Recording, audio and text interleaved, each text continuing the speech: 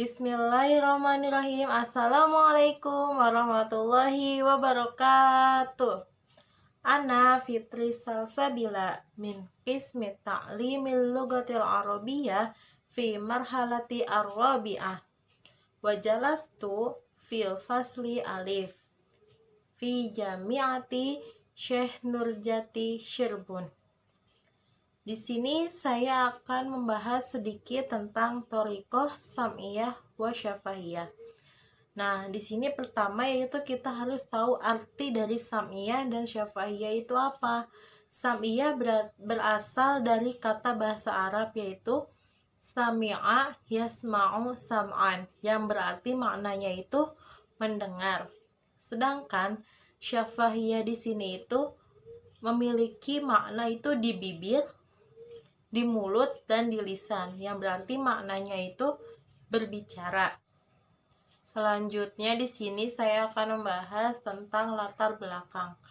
Latar belakang metode ini atau thoriqoh sam'iyah wa syafahiyah yaitu merupakan akibat besarnya perhatian kepada pengajaran bahasa asing di Amerika Serikat pada tahun 1950. Metode ini telah mendominasi di bidang pengajaran bahasa asing dengan waktu yang lama dan meluas hingga akhir dekade ke-7 pada abad ke-20. Di sini pada abad ini yaitu metode ini tuh sangat popularitas.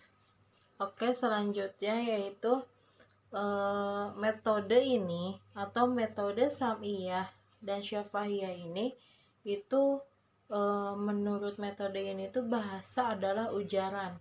Karena kenapa? Karena kita tuh prosesnya mendengar terlebih dahulu, baru menyimak, mendengar, menyimak, baru membaca dan menulis, seperti itu.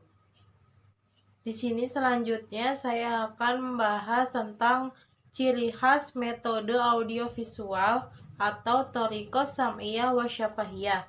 Yang pertama yaitu memiliki rangkaian pembelajaran yang sistematis dari mendengar ke menyimak, baru kemudian membaca dan menulis.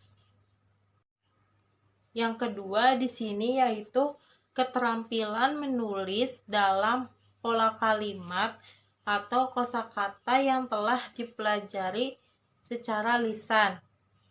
3 yaitu menghindari penerjemahan bahasa. Dan yang keempat, menekankan pada peniruan, hafalan, asosiasi, dan analogi. Sedangkan yang terakhir yaitu yang kelima, penguasaan pola kalimat dilakukan dengan latihan-latihan pola yang berurutan, yaitu stimulus, respon, dan reinforcement. Selanjutnya yaitu peran guru. Peran guru di sini yaitu guru dalam mengajarkan keterampilan bahasa mengikuti urutan asli. Pertama yaitu dari keterampilan mendengar dahulu, baru kemudian menirukan pembicaraan dan mengucapkan kata-kata, membaca, dan terakhir menulis. Selanjutnya di sini saya membahas tentang cara pengaplikasian metode sam'iyah syafahiyah dalam pembelajaran bahasa Arab. Nah, secara umum metode pasti memiliki karakteristik dan langkah-langkah tersendiri. Begitu juga dengan metode sam'iyah dan syafahiyah ini. Nah, metode ini itu sebagaimana metode ini yaitu mendengar dan berbicara, maka dalam aplikasinya lebih menekankan kepada dua aspek tersebut. Nah, dari sini kemudian mengenal konsep pengaplikasiannya dapat dibedakan menjadi dua langkah, yaitu langkah umum dan langkah khusus. Yang pertama, langkah-langkah umum yaitu pelajar harus menyimak, kemudian berbicara, lalu membaca, dan akhirnya menulis. Yang kedua, tata bahasa harus disajikan dalam bentuk pola-pola kalimat atau dialog-dialog dengan topik sesuai dengan situasi-situasi sehari-hari. Nah, yang ketiga yaitu latihan. Latihan harus mengikuti operan conditioning seperti yang telah dijelaskan dalam hal ini. Hadiah adalah baik diberikan, jadi mengapresiasikan. Nah, yang keempat yaitu semua unsur tata bahasa harus disajikan dari yang mudah kepada yang sukar. Jadi kita sebagai guru jangan dari yang langsung yang kesulit, tapi dari yang mudah terlebih dahulu baru ke yang sulit. Kemudian selanjutnya yang kelima yaitu kemungkinan untuk membuat kesalahan dalam memberikan respon harus dihindarkan, sebab penguatan positif dianggap lebih efektif dari yang penguatan negatif, atau biasa disebut dengan prinsip penghindaran kesalahan.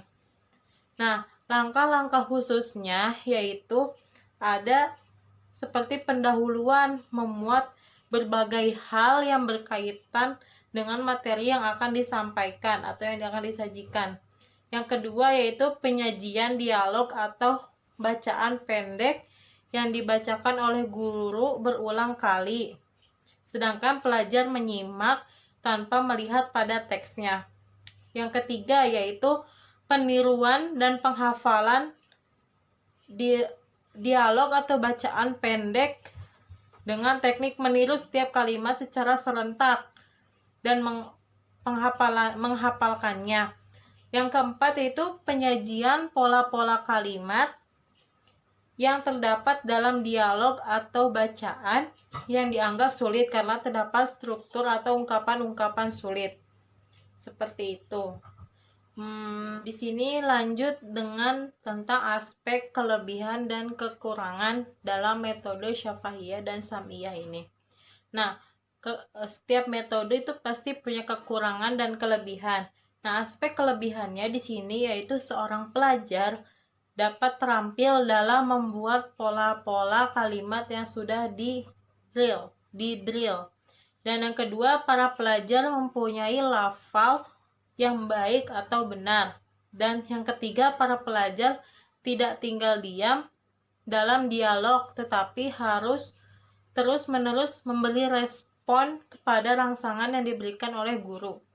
Adapun kelemahan dalam metode ini yaitu para pelajar cenderung untuk memberi respon secara serentak dan sering tidak mengetahui makna yang diucapkannya.